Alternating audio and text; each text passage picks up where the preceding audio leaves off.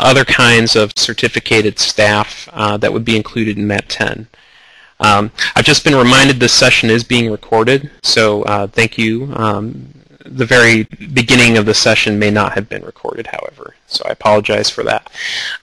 But as far as the placement data that you've been provided, public schools in your state working in fields that they were prepared for, what we do to determine that, we have a system called appropriate certification, and we look at what your candidates are teaching relative to their certifications. And if the system flags an inappropriate certification based on the subject area that they have certification in, then that pops out as an inappropriate subject area. So as long as the teacher didn't have any kind of flags to that effect, they would be included in the working in field group. But if they did have that flag as being inappropriately certificated based on the subject area that they're teaching relative to their certification, they would be included in that second number, the number who are working in a different field. And again, the number not teaching are those who are in our system, but simply we do not have evidence that they're teaching. So it would be any other kind of certificated staff. All right, so this is the second part of the placement data where we provide multiple years, multiple cohorts. So looking at 2013, 2012, and 2011 cohorts. You'll notice that the format here is suspiciously, uncannily similar to the format used in the PEDS report. So we just populate this with the number of completers that we have in our system for a given year. So 90 in 2012, 2013, 120 in 2011, 2012, etc. And then how many of those completers were found teaching 1 year out, or potentially working as non-certificated or any other kinds of certificated staff, so whether that would be a teaching aide or principal or things of that nature.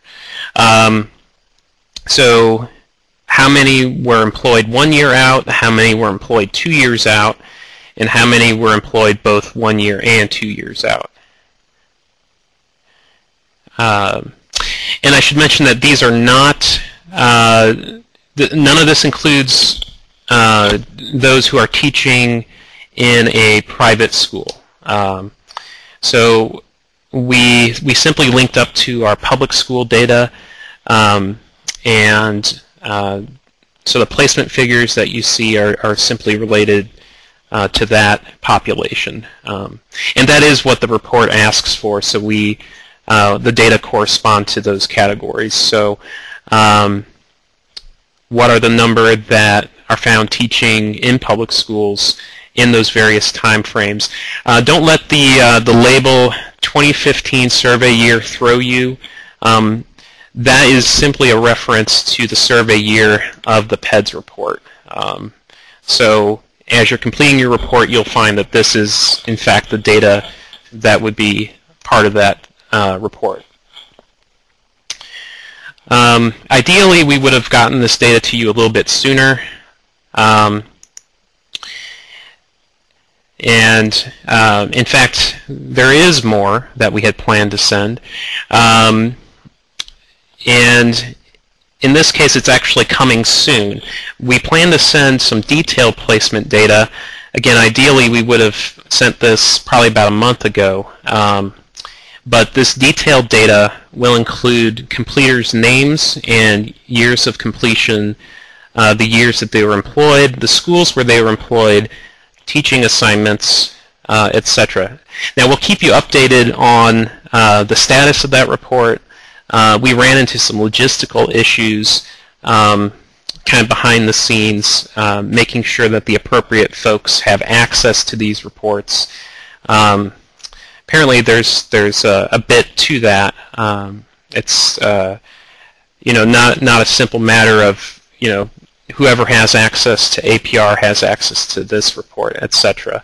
So there's those kinds of issues that we wrangled through.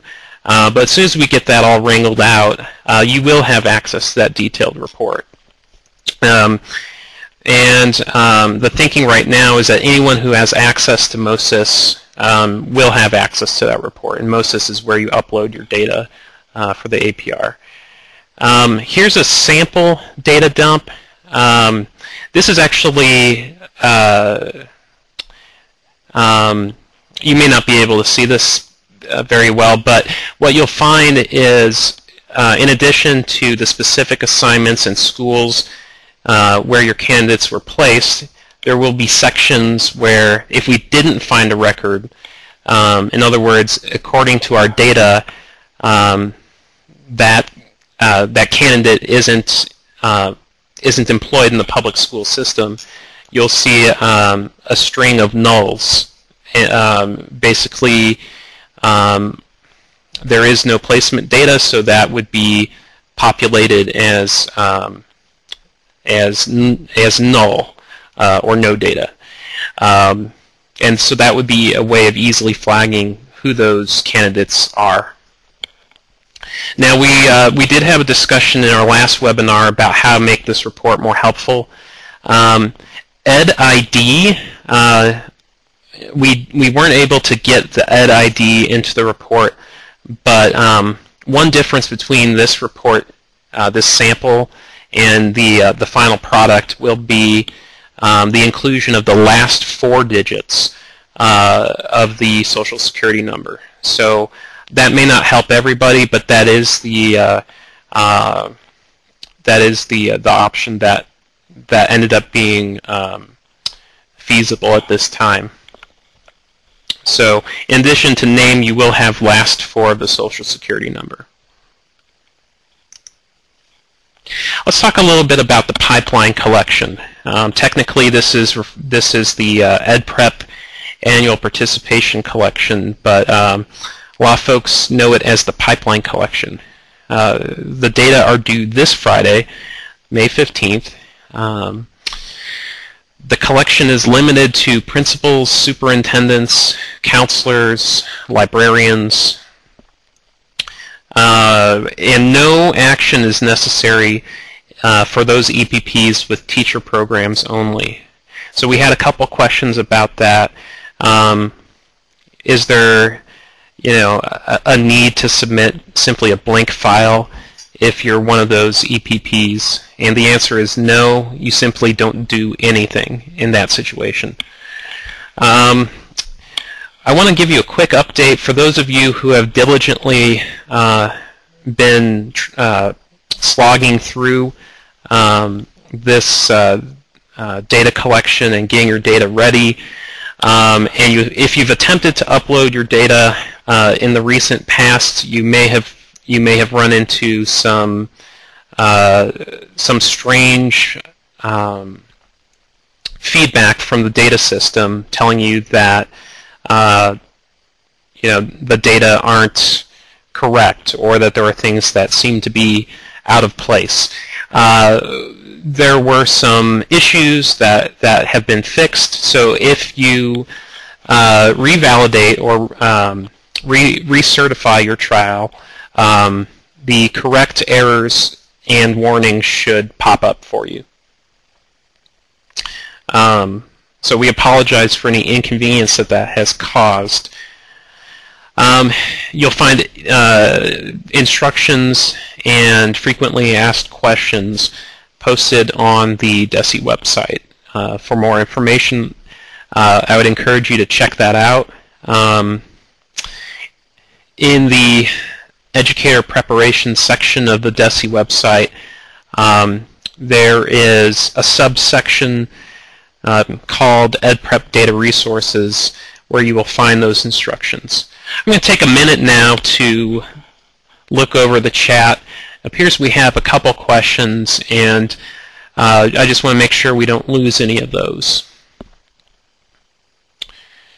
From Mike McBride, is there any chance we could get data on students who didn't show up in any of these areas, or a list of students you did find. Either way, we'd like to know which completers don't show up here so we can track them down. And I think that detailed data report will provide that. But let me know if you don't think that that is the case. A question from Pete, if they are teaching in a non-public school. So that is the next frontier. It would be nice to be able to provide you a list of those completers who are teaching in private or parochial schools, or to the best of our knowledge are teaching in another state. But again, as we've talked about in previous MoTAC meetings, that is a tough nut to crack. Accessing those types of data systems, particularly across state lines, has proved challenging.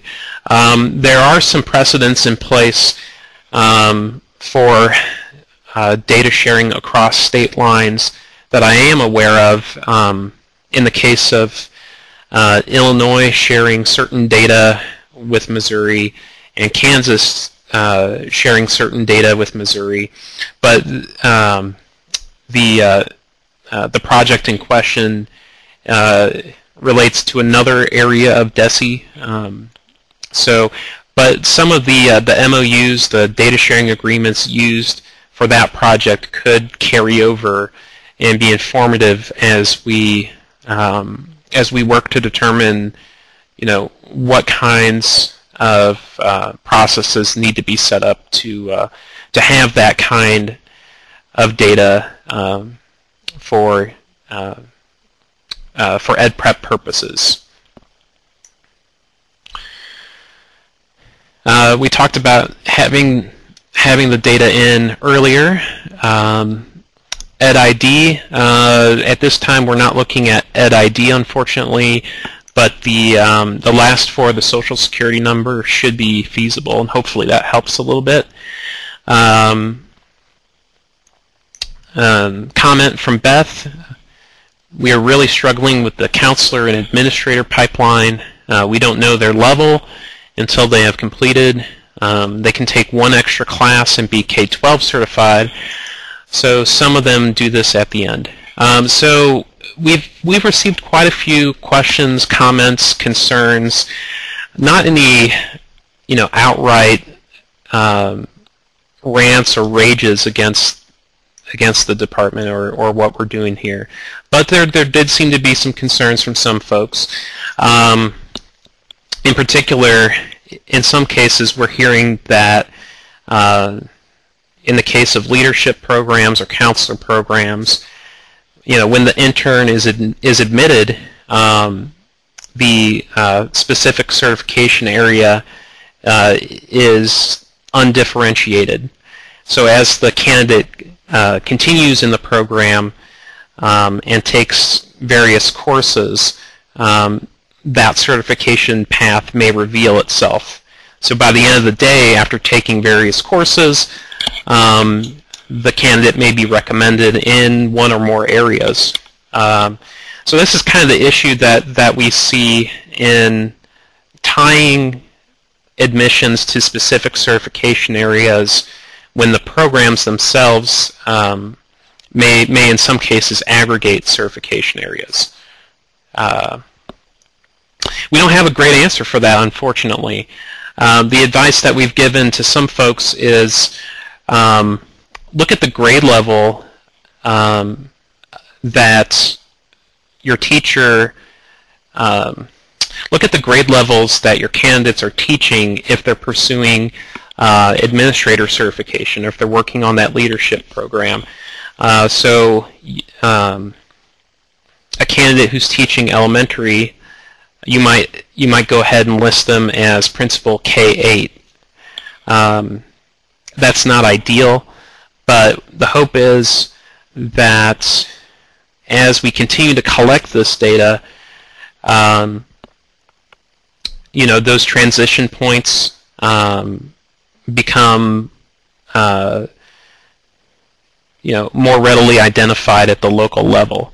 So people often say what isn't looked at isn't what isn't used isn't looked at. So in this case, we are beginning to use pipeline data, and so that may prompt folks to make some changes in their tracking systems locally. We don't necessarily anticipate the most complete or accurate data at this point, just knowing that those concerns are there.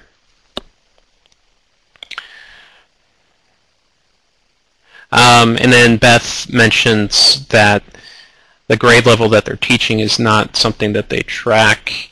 So another option might be to look at the courses that they're taking. Perhaps there are 1 or 2 courses that would signal that the candidate is pursuing a certain certification.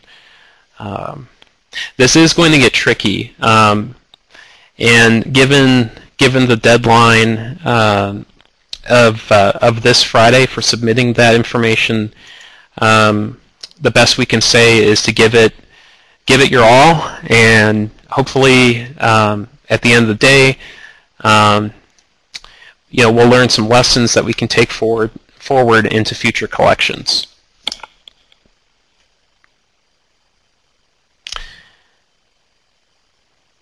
And then Daryl asks, could you simply just ask for combined numbers in school counseling and administration? Actually, I don't think that that's a bad idea.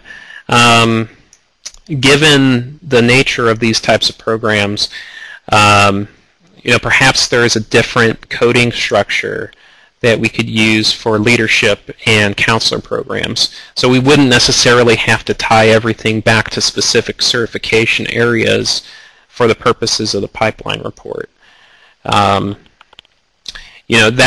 would just simply acknowledge the nature of the extant programs in our state. So I think that's a reasonable approach that we could consider going forward. Let's see if I missed any questions, and I do want to continue moving along in case we have additional questions later on.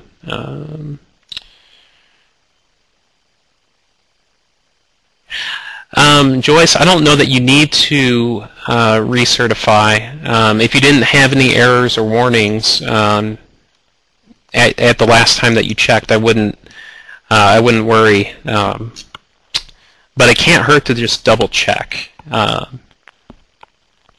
You may have even fewer errors and warnings if you recertify this afternoon. So let's talk about uses of pipeline data. Some of the feedback that we've been receiving here at the department is that it's not necessarily always clear how this pipeline data or other data that we collect could be used. So let's talk about a hypothetical scenario and kind of try to make this a little bit more concrete.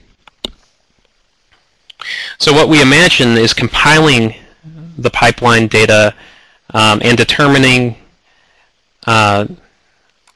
when the candidate was first enrolled, and defining cohorts in that manner. So for instance, if we track Joe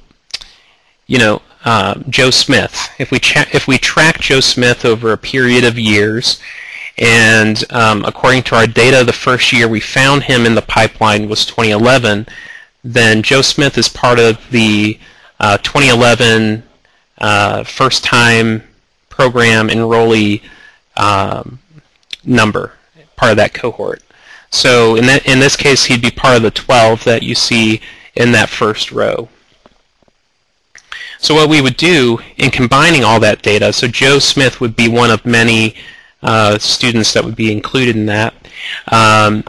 We would look at subsequent information. We'd look at when those candidates complete the program and begin to unravel different patterns in the historical data. So perhaps the information that you see in front of you represents sort of a common trend for this particular EPP. where most of the folks complete approximately 2 years after being admitted. You can see that the greatest numbers of those enrolled who complete, in this case, in this hypothetical example, are those who complete 2 years out. So I don't know if folks can see that. In the, for instance, in that 2011 example, 4 of the 12 complete in 2012, and you have a few who kind of who fall in different years, may complete more rapidly or may take a little bit of additional time to complete. But overall, that general pattern gives us information that we can use to make predictions about years that we don't have any information for at this point. And so in those gray columns, I have some hypothetical estimated completer counts for 2015 and 2016 based on the pipeline data that we would have collected from this EPP. And so why is that so important? Well, we talk a lot about the shortage predictor model. We haven't given you very many specifics at all about this model, but here's just a general abstraction of some of the things that the model may be able to do. So looking at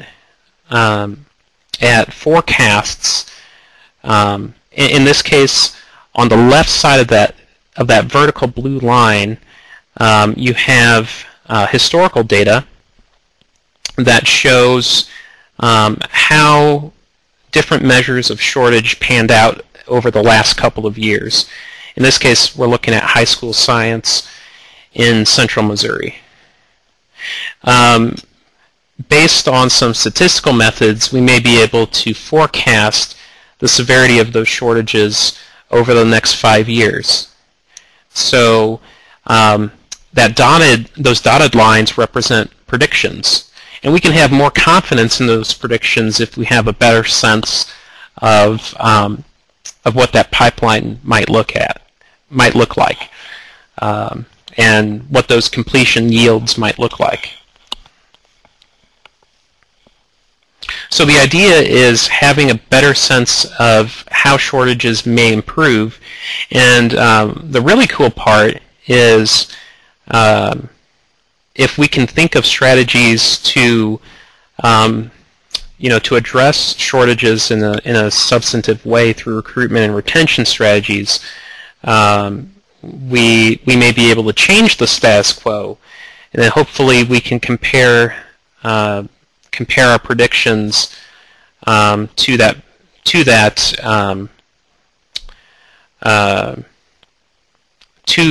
scenario in which, if we made a few changes, shortages might improve. So that could be actionable data on your end.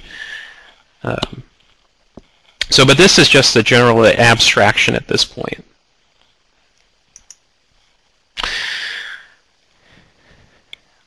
I want to talk a little bit about our first year surveys. I just want to give you a quick update about the response rates that we currently have. So as of approximately noon yesterday, we have received about 38% of the first year teacher survey invitations that we sent out. So those are teachers that we invited to take the survey. And then for principals of first year teachers, the response rate right now is 48.6%. I'm told that this is actually very much on par with very much on par with prior years at this point in time.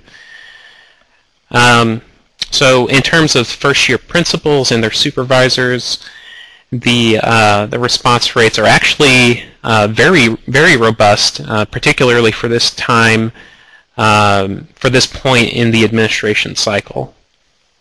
So 53% of first-year principals have already responded to their survey, and then supervisors of first-year principals have responded at a pretty impressive rate as well, at 57%.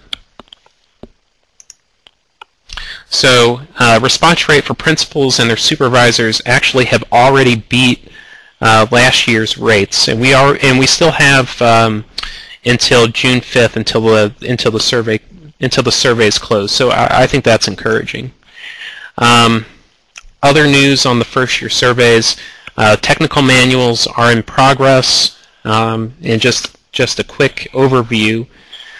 The manual will go over reliability and validity, composition of scales, the committee process that we use to develop the surveys, the survey instruments, and we intend to reveal the technical manuals at the June 15 MoTAC meeting. Let's see, I had one or two questions that I may have missed. Okay, so a question about pipeline. We have an EPP that has hundreds of admin and counseling students over the past couple years, past 5 years. And it's difficult to pull in the individual files. That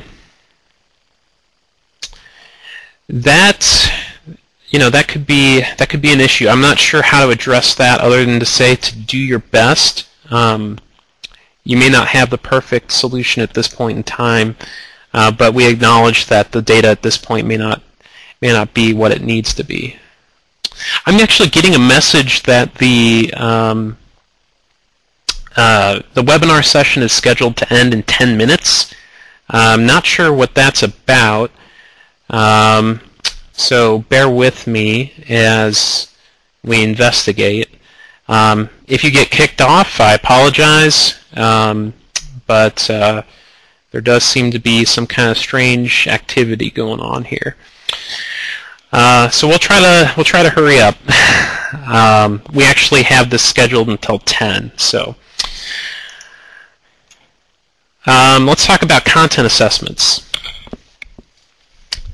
The timeline for that, MABEP, that's the Missouri Advisory Board for Educator Preparation, scheduled to meet June 2nd. MACI, that's the Missouri Advisory Council for Certification of Educators, plans to meet June 5th at 10 p.m.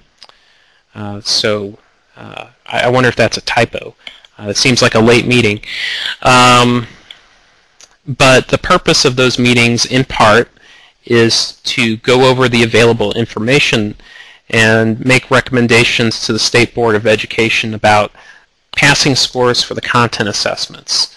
And as a reminder, the State Board meets June 15th and 16th.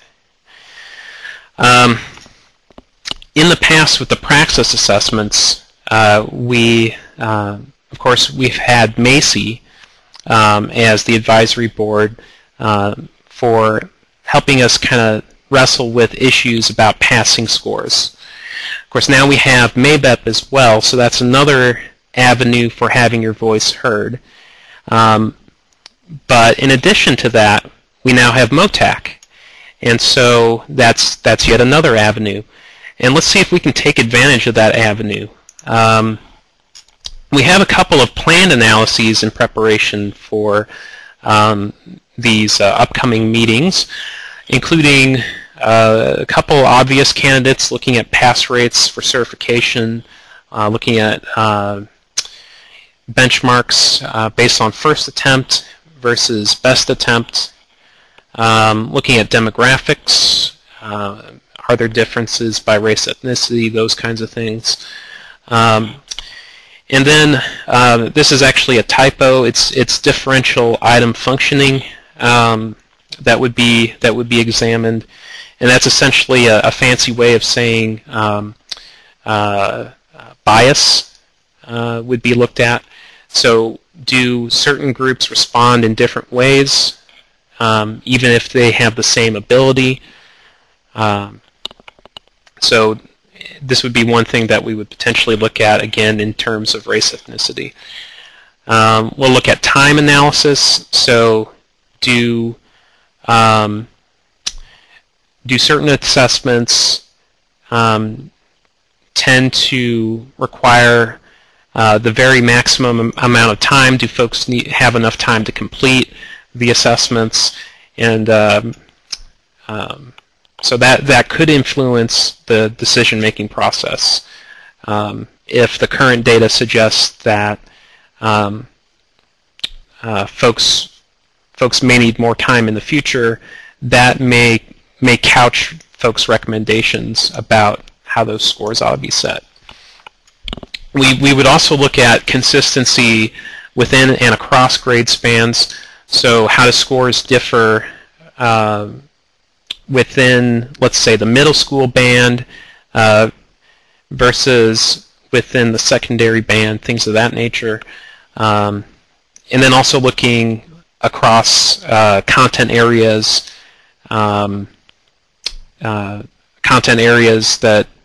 that are comparable across grade spans. So looking at, for instance, Math 5.9 versus Math 9.12. So what are your thoughts? What other kinds of data may be helpful to present to Macy, MABEP, and or the State Board of Education? You can type your ideas now or email suggestions by this Friday. That's May 15th. And please also remember that you can send comments anytime to MABEP members or Macy members. If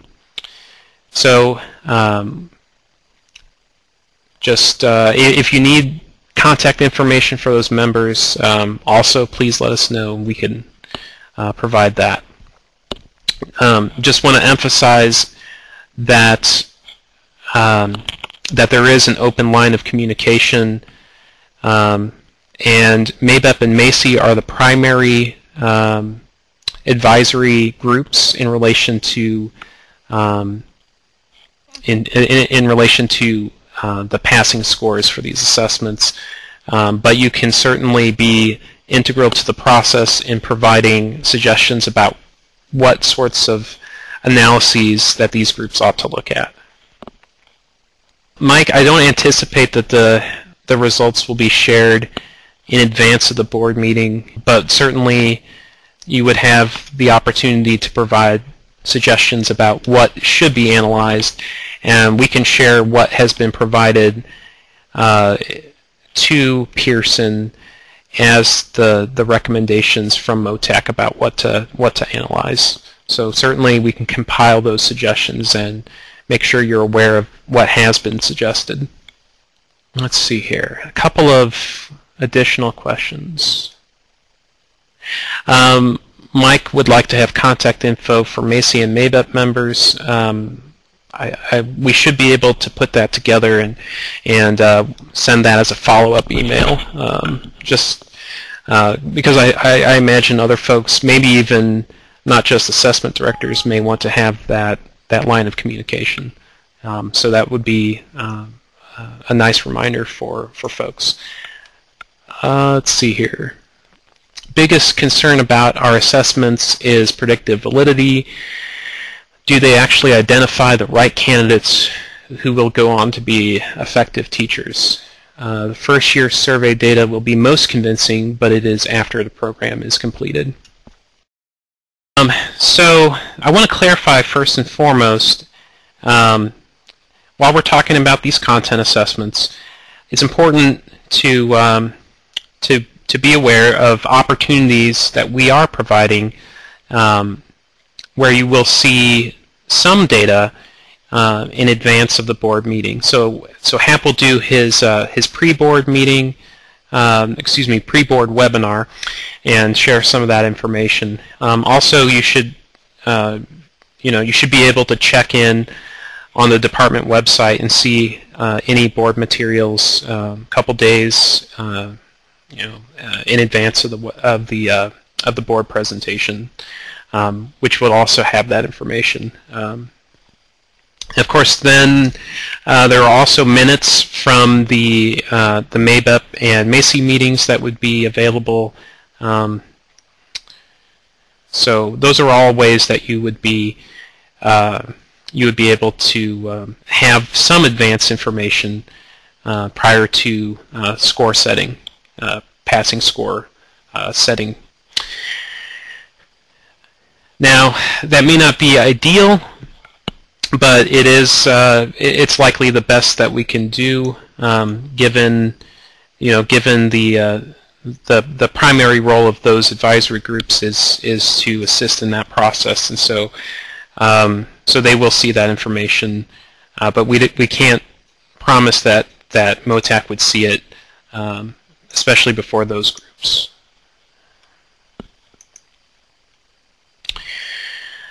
So to expand on the predictive nature of content assessments in general, so the research is pretty convincing that there really is, perhaps maybe with the exception of math, there really is no relationship between content knowledge as measured by certification assessments, or even general knowledge, and various measures of teaching effectiveness. The studies I'm aware of have looked at value-added data and really didn't find much of a correlation, except in the case of mathematics.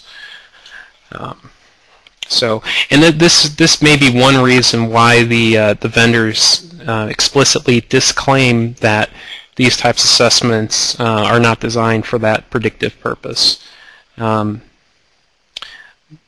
So in other words, it's one thing to understand the content knowledge and another thing to be an effective teacher.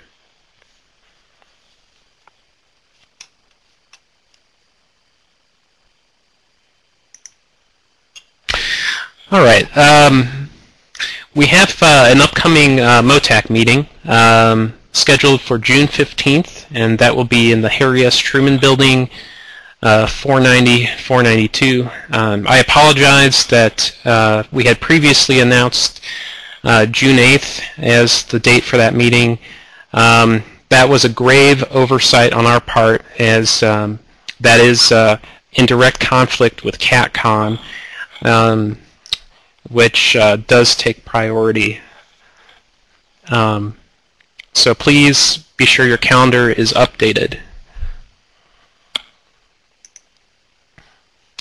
So for the MoTAC meeting on June 15th, we have a couple topics that are getting tongue-tied, especially relevant to four-year EPPs. Should we discontinue the concept of certification clusters? We had some recommendations from our National Technical Advisory Committee probably over a year ago that there may be other options to consider in that regard. Adjusting the minimum N size. Right now we have an N size of 30 for just about everything in terms of accountability. So if that N size is not reached, then essentially the program gets a pass, and we don't know that that's the best approach, because it could be an empirical question whether or not a lower N size would be appropriate.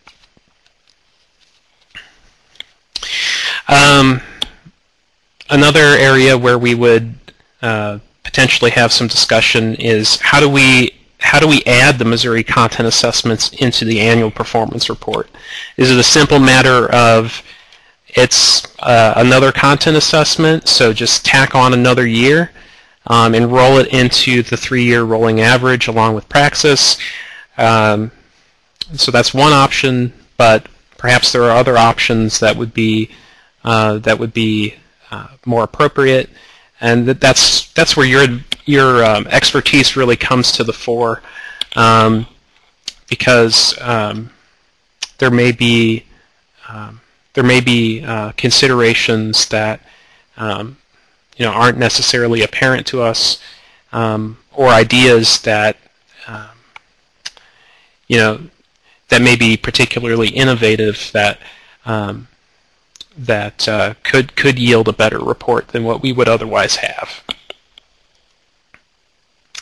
Another area to dig into, we haven't done much with in-service teacher impact, and when I refer to in-service teacher impact, that's sort of the elephant in the room. Value-added measures of student academic growth tied to preparation programs. There's a decent chance, I don't have a direct line to the U.S. Department of Education, but I would say there's a good chance that that the new Title II regulations would be preserved largely largely intact. You'll recall a couple months ago, I want to say it was in January, maybe late December, that those proposed rules were unveiled, and the timeline that the regulations are on would have the final rules in place this fall. And so by that point, we may have some new requirements in terms of federal reporting, and those would include reporting just the type of teacher impact data that I just mentioned. So if we're going there anyway, does it behoove us to begin having that discussion? And even if we're not going there, if that somehow gets pulled out of the rule, is it a good idea to begin looking at that for accountability and or program improvement purposes? And what is the best way to gather that kind of information? Some questions that all EPPs could help us address. What does a successful Associate of Arts in Teaching transfer look like? What does successful transfer and completion at a 4-year program look like? Are there ways that we can identify measures of success that show that our Associate of Arts in Teaching programs are doing a good job of preparing folks for that transition? We just don't have enough, we haven't had enough discussion, I would say, to date about how to go about that. And by bringing together the 4-year EPPs and the community colleges, hopefully we can have a much more robust discussion about those possibilities. And so that's a great reason to have the full MoTAC meeting and to have all folks at the table. And what additional data can DESE provide for continuous improvement? So be thinking about that. We are open to your thoughts about that. In the interest of time, Daryl just asked a very weighty question, but we can follow up on that after the webinar. I do have a few other things I want to get through. So, ideas for new reports. So again, we're soliciting suggestions here about new reports, and hopefully we can go over some of that at the MoTAC meeting. So think about what kind of data DESE has that may be more consistent than other types of data that you may have locally. So it would allow kind of a standardized look at different outcomes that you wouldn't necessarily otherwise have. And also think about data that DESE is best positioned to collect, or that DESE already has, that wouldn't necessarily be available to you.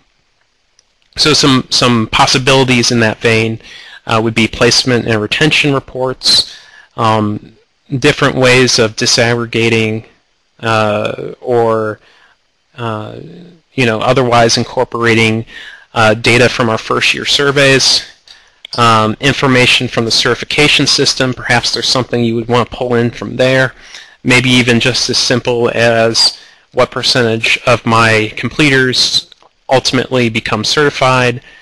And then also think about operational effectiveness. So one question you may have, how effectively are my candidates being screened? So the educator profile is an advising tool that we have for folks. And so one possibility, just sort of brainstorming how we might be able to have a meaningful discussion about actionable data.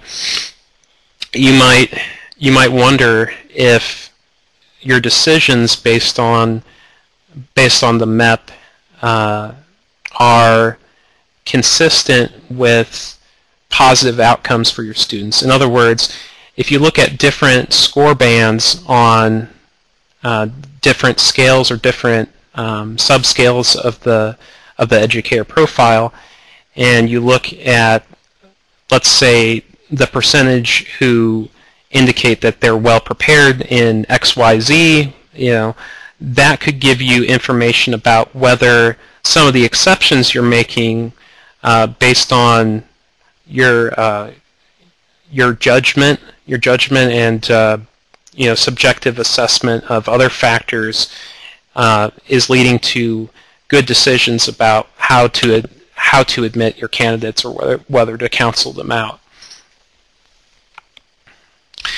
Some other ideas, perhaps there are additional disaggregations that we could provide. Are there particular groups whose outcomes stand out from the rest? And perhaps there are different approaches that would be desirable if that is the case. Maybe there are some design changes that could be made as a result of those kinds of differences if you do find those kinds of differences. Last item I want to touch on research partnerships. So I had the opportunity to attend CapeCon, not to be confused with CatCon, but CatCon, CapeCon, now I'm getting them confused, CapeCon this year. And I think it was a good experience for showing the power of partnering with faculty and with ed-prep programs in conducting research that sort of propels the profession forward, that gives us mutually beneficial information for decision making. So one area that I think we ought to explore is research that would fit within sort of your program of research, your research agenda. What are some things that we can partner on? Are there dissertation candidates that need specific kinds of data that we could help with? And then let's also think about some collective priorities. Are there things that we should just simply analyze or study because it's the right thing to do, not because it necessarily fits within within your particular vein of research? So maybe there are those kinds of things as well. So I just I want you to be thinking about that. Think about those possibilities, because I think that what my experience at CapeCon showed is that these opportunities could be better leveraged in the future. So there's always been the opportunity. I just don't know that we've ever really discussed it in much detail or really marketed it. In fact, I think some folks aren't necessarily aware of all the data that we have. I've received calls frequently from dissertation candidates that are requesting certain kinds of data, and in some cases they're within your very ed-prep programs, pursuing leadership degrees, things of that nature. And So maybe we need to do a better job of informing you of what we can do to have those kinds of data sharing relationships. So are there any questions at this point? I do realize that technically our allotted time has concluded. If you have any questions, my contact information is on the slide. HAPS is also on the slide. If you have data access questions, please get in contact with Christina. Her information is also on the slide.